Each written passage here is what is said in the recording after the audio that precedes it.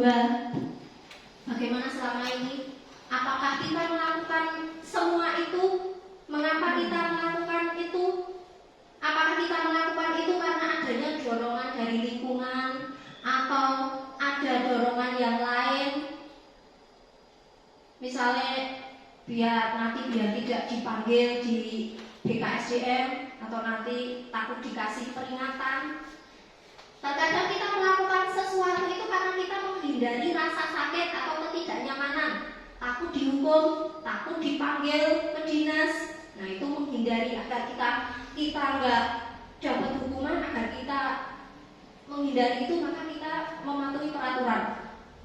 Terkadang kita juga melakukan sesuatu untuk mendapatkan apa yang kita mau. Nah, saya datang jam 7 biar dipuji oleh bapak kepala sekolah.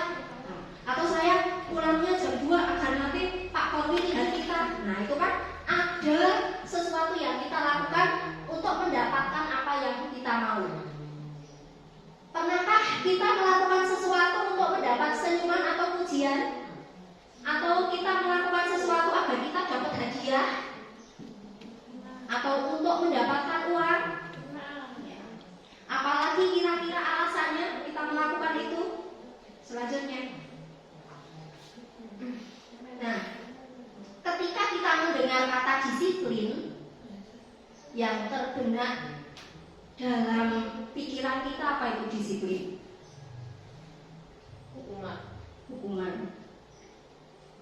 Kebanyakan orang akan menghubungkan kata disiplin dengan tata tertib, teratur, kepatuhan pada peraturan. Kata disiplin juga sering dihubungkan dengan hukuman. Padahal sebenarnya itu berbeda. Karena belajar tentang disiplin positif itu tidak harus dengan memberi hukuman. Justru itu adalah salah satu alternatif terakhir. Hukuman itu alternatif terakhir. Bahkan kalau perlu, tidak perlu adanya hukuman. Dalam budaya kita, makna disiplin dimaknai sebagai sesuatu yang dilakukan seseorang pada orang lain untuk mendapatkan kepatuhan dan patuh, dan datang tepat waktu, dan garap PR. Kita cenderung menghubungkan kata disiplin dengan ketidaknyamanan. Kalau nggak melakukan itu berarti nggak disiplin, berarti dapat hukuman. Itu selama ini disiplin yang ada di benak kita seperti itu. Nah, kalau Bapak pendidikan kita, Ki Hajar Dewantara, ini mengatakan di mana ada kemerdekaan, disitulah harus ada disiplin yang kuat. Sesungguhnya disiplin itu bersifat self-disiplin, yaitu kita sendiri yang mewajibkan kita dengan sekeras-kerasnya, mewajibkan diri sendiri. Sebab jikalau kita tidak cakap melakukan self-disiplin, wajiblah penguasa yang mendisiplinkan kita.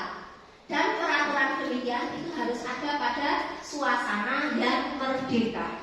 Selanjutnya, di situ Ki Hajar Dewantara menyatakan bahwa untuk mencapai kemerdekaan atau dalam konteks pendidikan kita saat ini, untuk menciptakan murid yang merdeka, syarat utamanya adalah harus ada disiplin yang kuat. Disiplin yang dimaksud adalah disiplin diri. Jadi disiplin itu pada diri kita sendiri yang memiliki motivasi internal. Motivasinya ada pada diri kita sendiri, bukan karena dipaksa oleh guru, bukan karena takut ada hukuman. Tapi disiplin yang paling bagus itu kita sendiri yang mendisiplinkan diri kita sendiri. Jika kita tidak memiliki motivasi dalam diri sendiri, maka kita memerlukan orang lain, yaitu guru, untuk mendisiplinkan kita, yaitu motivasi eksternal, yaitu motivasi dari luar. Tetapi motivasi yang paling bagus itu adalah motivasi internal dari dalam diri. Adapun definisi kata merdeka menurut Ki Hajar Dewantara itu tidak hanya terlepas dari perintah, akan tetapi juga cakap untuk memerintah diri sendiri. Jadi kalau kita datang jam 7, pulang jam 2, kalau kita sudah merdeka, maka kita sendiri, dalam diri sendiri itu, aku berangkat jam 7 karena saya ini guru, harus jadi teladan. Nah, saya harus mencontohkan hal-hal yang baik. Itu kan motivasinya dalam diri sendiri. Oh, berarti itu saya sudah merdeka. Tetapi kalau kita, saya datang jam 7 nanti biar tidak dimarahi bapak kepala sekolah. Nah, itu belum merdeka, masih bergantung. Kalau masih bergantung itu berarti belum merdeka. Masih bergantung pada hukuman, pada hadiah, itu belum merdeka. Selanjutnya, untuk menjadi seorang murid atau pengikut, seseorang harus paham betul alasan mengapa mereka mengikuti ajaran tertentu. Jadi paham sekolahnya mau seperti apa, agar bisa membaca, saya ingin membaca. Nah itu sehingga dia mau belajar membaca itu karena keinginan diri sendiri, bukan karena takut dimarahi guru. Nah kalau ada anak seperti itu berarti dia sudah termotivasi dalam dirinya sendiri. Kemudian disiplin diri juga mempelajari bagaimana cara kita untuk mengontrol diri sendiri dan bagaimana menguasai diri untuk memilih tindakan kita mau seperti apa yang mengacu pada nilai-nilai yang kita yakini atau kita hargai. Nilai-nilai itu nilai-nilai kebajikan universal itu seperti yang tertera dalam profil pelajar Pancasila, ada yang disiplin, mandiri, kolaborasi, itu kan nilai-nilai luhur yang kita percayai. Dengan kata lain, seseorang yang memiliki disiplin diri berarti mereka itu bertanggung jawab tentang apa yang dilakukan. Kalau kita disiplin diri, kita jadi guru berarti kita tanggung jawab pada tugas guru itu sendiri. Karena mereka berdasarkan tindakan mereka pada nilai-nilai kebajikannya, bukan karena hukuman, bukan karena hadiah, tetapi karena nilai-nilai yang diyakini.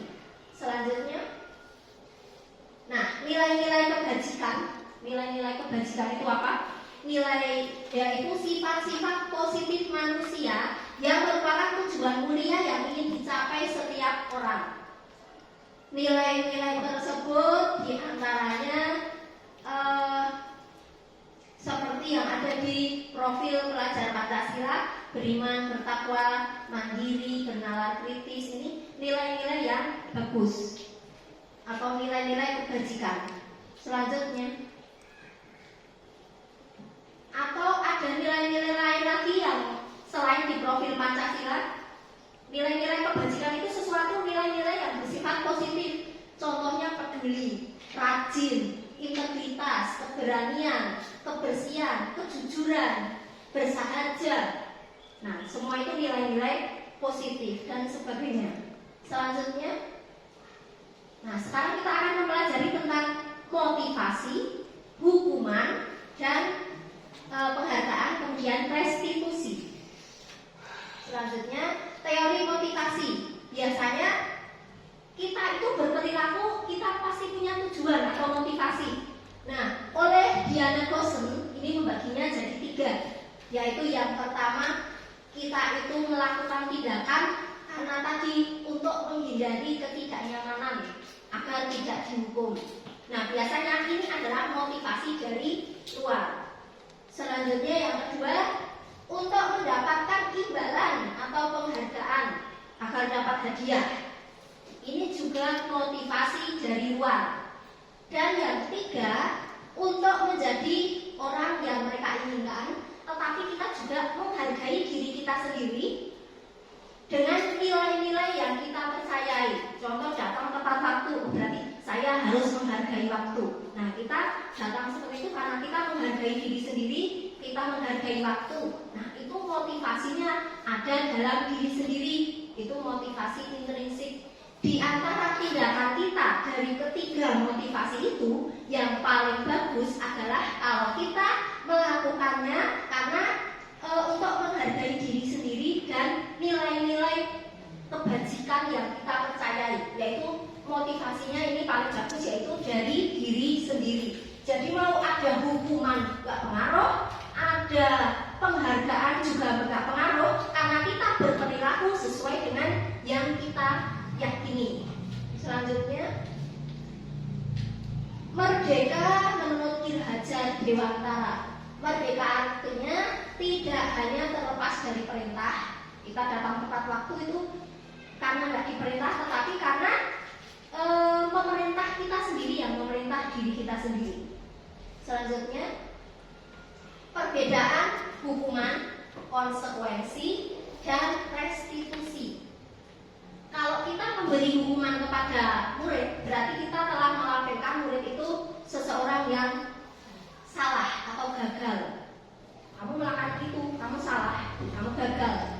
Nah, tetapi kalau kita memberikan konsekuensi, itu berarti kita setidaknya memberikan identitas kepada murid itu, identitas sukses. Nah, yang paling bagus adalah kalau kita melakukan restitusi, itu yang paling bagus.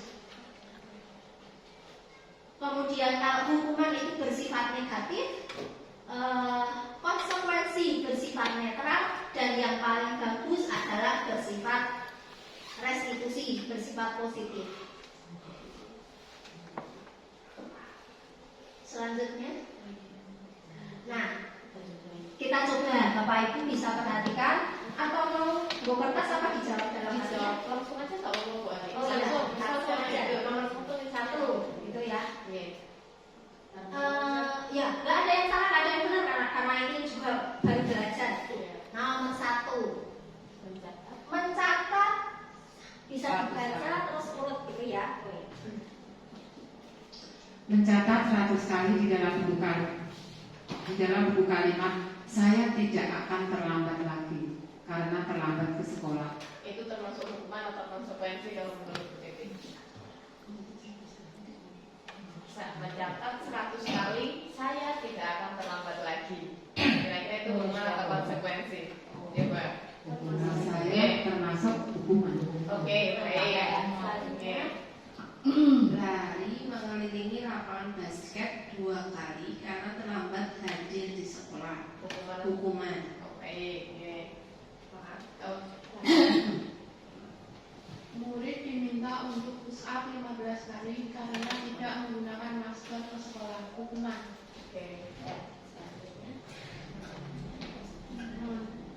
Menggantikan kertas tugas teman yang telah dicoret-coret.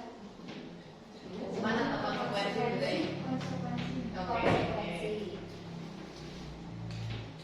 Membersihkan tumpahan air di meja tulis karena tersenggol pada saat belajar. Konsekuensi. Selanjutnya, Murid disuruh untuk tidak mengenakan sepatu. Murid disuruh untuk tidak mengenakan sepatu seharian di sekolah karena tidak mengenakan sepatu hitam. Ini jelas hukuman. Lari mengelilingi lapangan basket 2 kali karena terlambat 10 menit untuk pelajaran PJOK. Hukuman. Coba kita lihat jawabannya. Next, lanjut. Nah, mencatat 100 kali dalam buku, saya tidak akan terlambat lagi 100 kali. Itu manfaatnya apa? Itu hukuman. Kemudian yang kedua, lari mengelilingi lapangan basket 2 kali karena terlambat hadir di sekolah. Terlambat terus dihukum lari mengelilingi lapangan basket 2 kali. Ini hukuman. Seharusnya yang paling bagus kan kita mengadakan restitusi, dicari tahu alasannya apa, kemudian murid itu sendiri yang memecahkan solusi agar tidak terlambat besok harus seperti apa. Kemudian murid diminta untuk push up 15 kali karena tidak menggunakan masker. Hubungannya menggunakan masker kalau push up apa nggak ada hubungannya. Jadi nggak bawa masker kamu harus push up 15 kali, itu hukuman. Selanjutnya, menggantikan kertas tugas teman yang telah dicoret-coret. Wong wis nyorek-nyorek kan kertas yang mengkatane, maka yo diganti. Itu konsekuensi. Wis rusak yo diganti, konsekuensi. Selanjutnya, membersihkan tumpahan air di meja tulis karena tersenggol pada saat belajar. Rasa sengaja mutake banyu, kemudian dia sendiri yang membersihkannya, itu konsekuensi. Selanjutnya, murid disuruh untuk tidak mengenakan sepatu seharian di sekolah karena tidak mengenakan sepatu hitam. Sekolah mewajibkan pakai sepatu hitam, kemudian ada yang enggak memakai sepatu hitam, kemudian diambil, kemudian enggak pakai sepatu seharian, itu juga hukuman. Nah, untuk yang terakhir, kenapa ini dinamakan konsekuensi? Karena di sini adalah pelajarannya PJOK. Nah, Nanti pemanasan. Nah, misalnya yang lain sudah pemanasan, ada anak yang terlambat, misalnya tapi nggak ikut pemanasan, ya wajar kalau konsekuensinya disuruh lari mengelilingi lapangan basket, itu bisa jadi sebagai pengganti pemanasan itu sendiri. Jadi itu namanya konsekuensi. Nah, tetapi kalau ini lari mengelilingi lapangan basket 2 kali karena terlambat 10 menit untuk pelajaran agama, nah ini jadi hukuman karena pelajarannya agama, nggak ada hubungannya dengan pemanasan. Bersih ngaji. Selanjutnya, perbedaan apa itu hukuman dan konsekuensi. Kalau hukuman itu menyakitkan, harus terjadi. Kalau konsekuensi ya memang harus terjadi. Kalau merobek kertas temannya harus mengganti. Nah, selanjutnya, kalau hukuman itu membuat anak sakit dalam jangka waktu lama, bisa aja muncul dendam dalam dirinya. Nah, kalau konsekuensi membuat anak merasa tidak nyaman, aku pengganti buku ini kancane, aku tak robek, itu kan ketidaknyamanan. Selanjutnya, anak membenci kedisiplinan. Kalau dihukum kan anak jadi benci. Tetapi kalau konsekuensi, anak menghargai disiplin, menghargainya. Selanjutnya, hukuman bersifat paksaan. Kalau konsekuensi, stimulus tanggapan. Hukuman itu mendorong anak menyakiti diri sendiri. Kalau konsekuensi, menyesuaikan diri. Saya sudah bertindak seperti ini, ya konsekuensinya saya seperti itu. Kemudian kalau hukuman itu konsep untuk diri sendiri buruk, kalau konsekuensi konsep diri sendiri baik. Kemudian anak belajar untuk menyembunyikan kesalahan. Kalau konsekuensi, anak berusaha mematuhi peraturan. Kalau hukuman, marah, bersalah, merasa dipermalukan, merasa tidak dihargai. Tetapi kalau konsekuensi, dia hanya kehilangan haknya, kemudian dibuat tidak nyaman, kemudian diasingkannya sementara. Selanjutnya, nah, di antara hukuman, konsekuensi, restitusi, tadi yang paling bagus adalah kalau kita menggunakan restitusi. Apa itu restitusi? Itu proses menciptakan kondisi bagi murid agar mereka itu bisa memperbaiki kesalahan mereka. Mereka itu nanti bisa kembali ke kelasnya dengan karakternya kuat, bukan karakter yang merasa saya ini salah, saya ini jelek, saya ini gagal, bukan seperti itu. Tetapi mereka kembali ke kelompok mereka dengan karakternya yang lebih kuat karena menyadari kesalahan dirinya sendiri dan dapat memecahkan masalahnya sendiri dengan pancingan atau bimbingan dari guru. Kemudian restitusi itu kolaborasi yang mengajarkan murid untuk mencari solusi masalah mereka. Jika punya masalah, solusinya seperti itu, murid disuruh berpikir. Kemudian membantu murid berpikir tentang orang seperti apa yang mereka inginkan. Kemudian mereka harus memperlakukan orang lain itu seperti apa. Selanjutnya, ciri-ciri restitusi. Restitusi itu bukan untuk menebus kesalahan, namun belajar dari kesalahan. Kita seperti ini salah, besok harus seperti apa, kita harus bertanggung jawab seperti apa, itu jadi belajar dari kesalahan. Kemudian memperbaiki hubungan. Kemudian restitusi itu sebuah tawaran, bukan memaksa. Kemudian restitusi menuntut untuk anak melihat ke dalam dirinya sendiri, merefleksikan tindakannya seperti itu salah apa tidak, itu anak itu yang memunculkan atau melihat dirinya sendiri. Kemudian mencari kebutuhan dasar. Kamu berbuat seperti itu pasti ada kebutuhan yang belum terpenuhi. Nah, sebelum guru menghukum, maka sebenarnya kita itu dianjurkan untuk memahami murid dulu.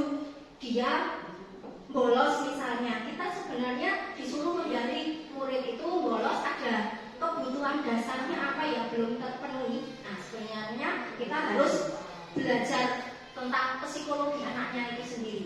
Selanjutnya restitusi diri adalah cara yang paling bagus di antara hukuman, konsekuensi, restitusi. Nah, ini yang paling bagus, restitusi. Kemudian restitusi itu fokus pada karakter bukan tindakan. Kemudian fokus pada solusi, belajar dari kesalahan. Kemudian mengembalikan murid berbuat salah pada kelompoknya dengan tadi karakter lebih kuat. Selanjutnya kita akan belajar tentang keyakinan kelas. Mengapa kok tidak menggunakan peraturan? Mengapa kok keyakinan? Nah, karena misalnya ini, mengapa kita memiliki peraturan harus menggunakan helm bila tidak mengendarai kendaraan roda 2? Selama ini kan peraturan.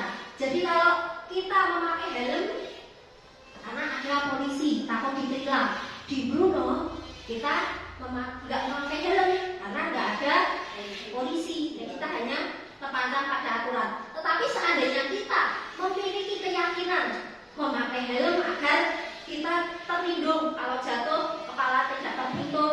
Nah, helm ini karena saya yakin ini bisa melindungi diri saya saat berkendara. Kalau kita yakin seperti itu, kemanapun kita berkendara pasti pakai helm. Jadi kalau sudah meyakini tidak berpengaruh apa-apa, tetap dilakukan. Selanjutnya, mengapa kita memiliki peraturan 3M, menggunakan masker, mencuci tangan, dan menjaga jarak 1,5 meter. Nah, kalau ini sebuah peraturan, kalau nggak ada petugas, kita bisa aja nggak melakukannya. Tetapi kalau kita sudah yakin pada diri kita sendiri, ini demi saya untuk menjaga kesehatan, biar saya sehat, nah pasti kita akan melakukannya, karena itu tergantung dari keyakinan kita. Kemudian mengapa kita memiliki peraturan harus datang tepat waktu saat mengikuti pelatihan seperti itu? Kalau nggak datang tepat waktu nanti dihukum. Nah, itu peraturan. Tapi kalau kita ada keyakinan diri sendiri, kita mau ikut pelatihan ini agar kita dapat ilmunya. Dan nanti kalau ketinggalan 5 menit, saya ketinggalan ilmu 5 menit. Nah, ini merugikan saya nggak dapat ilmu yang maksimal. Nah, itu karena kita meyakini diri kita sendiri, khawatir nggak dapat ilmu yang maksimal. Jadi itu yang paling bagus adalah kalau kita yakin pada diri sendiri.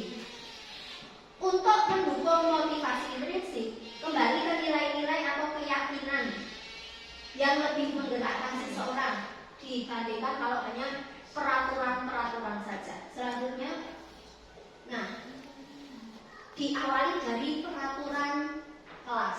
Misalnya di kelas sudah ada peraturan, itu bagus. Tetapi akan lebih baik jika peraturan kelas itu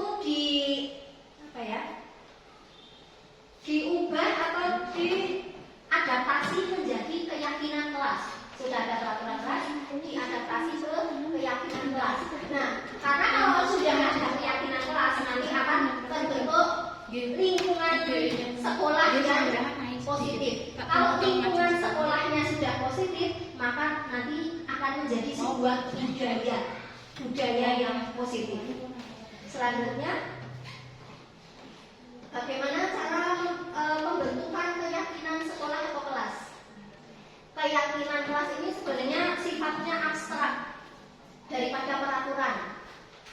Kemudian keyakinan kelas ini pernyataan-pernyataan universal. Kemudian pernyataan keyakinan kelas dibuat dalam bentuk positif. Keyakinan kelas itu jangan terlalu banyak, sedikit saja asal mudah diingat. Kalau terlalu banyak nanti lupa keyakinannya apa. Selanjutnya, keyakinan kelas itu sebaiknya sesuatu yang bisa diterapkan di kelas atau di sekolah. Kemudian semua warga kelas hendaknya berkontribusi membuat keyakinan, semua berpendapat. Kemudian kalau sudah menjadi keyakinan kelas, itu juga kita harus bersedia meninjau ulang kalau ada kekurangan,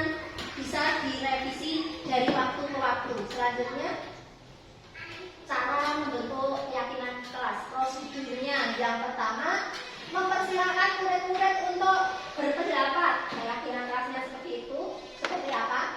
Kemudian kalau sudah bercurah pendapat semua, dicatat. Pendapatnya itu dicatat. Setelah dicatat, kemudian disusun keyakinan kelas.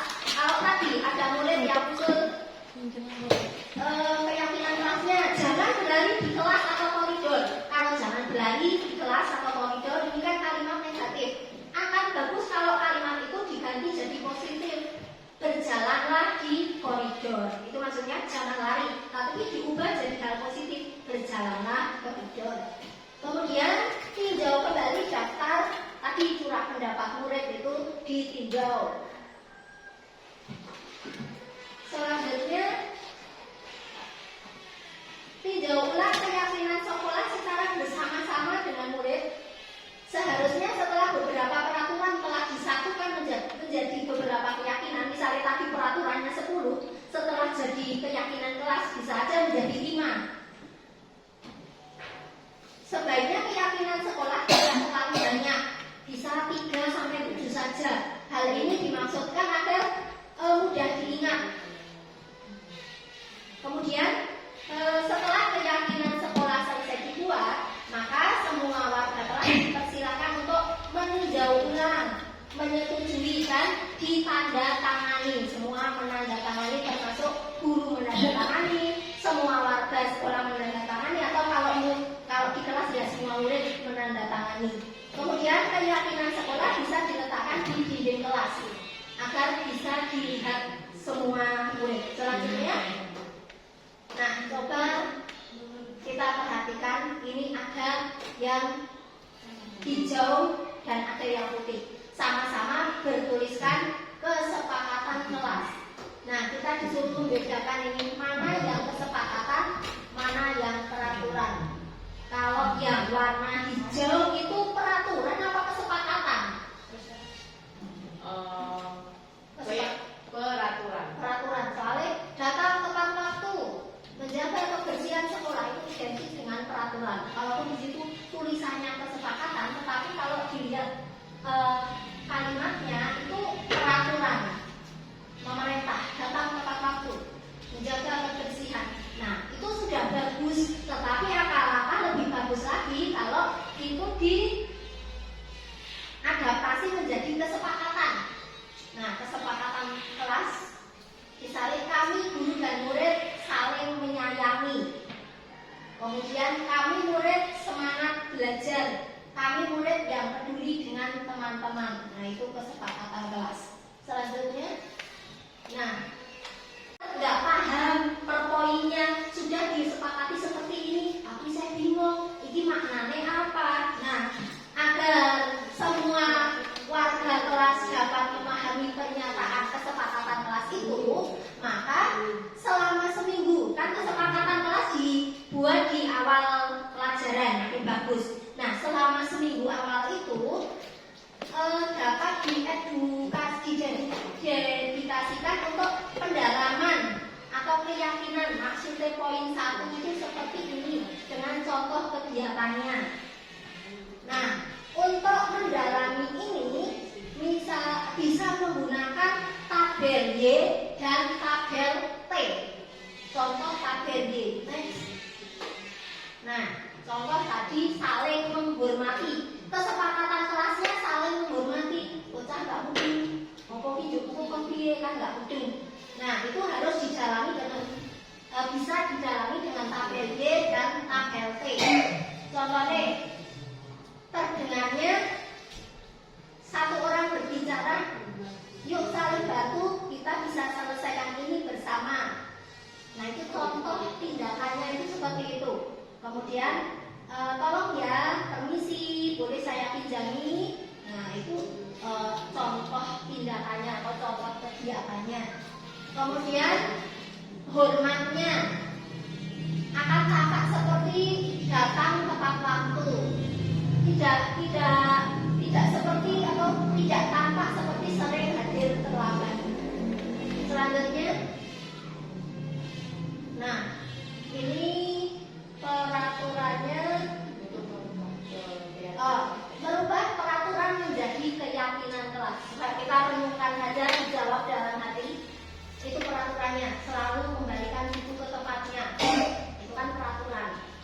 Dilarang mengganggu orang lain, itu peraturan. Hadir di sekolah 15 menit sebelum pelajaran dimulai, peraturan. Dilarang melakukan kekerasan, dilarang menggunakan narkoba, bergantian atau menunggu giliran, gunakan masker, jangan berlari di kelas, itu peraturan. Nah, sebaiknya semua peraturan ini diubah ke keyakinan kelas, itu lebih bagus. Tapi sudah ada peraturan seperti ini juga sudah bagus. Next. Nah, kalau peraturannya selalu kembalikan buku ke tempatnya, berarti keyakinan kelasnya tanggung jawab. Kalau kita meminjam buku, selesai meminjam, dikembalikan ke tempatnya, itu bentuk tanggung jawab. Dilarang mengganggu orang lain, nggak boleh mengganggu orang lain. Sebenarnya keyakinan kelasnya atau keyakinan dalam diri kita sendiri, kalau kita nggak ganggu orang lain, berarti kan kita harus menghormati orang lain. Kemudian hadir di sekolah 15 menit sebelum pelajaran dimulai. Ini keyakinannya kita berkomitmen atau menghormati orang lain. Yang lain datang tepat waktu, masa saya datang terlambat sendiri? Itu kan salah satu bentuk menghormati orang lain. Kemudian dilarang melakukan kekerasan. Nah, keyakinannya itu keselamatan, kita menghormati orang lain dan sebagainya. Nah, selanjutnya materi akan disampaikan oleh Bu Ane. Kalau saya ada salah atau enggak disengaja maupun disengaja, mohon maaf. Wassalamualaikum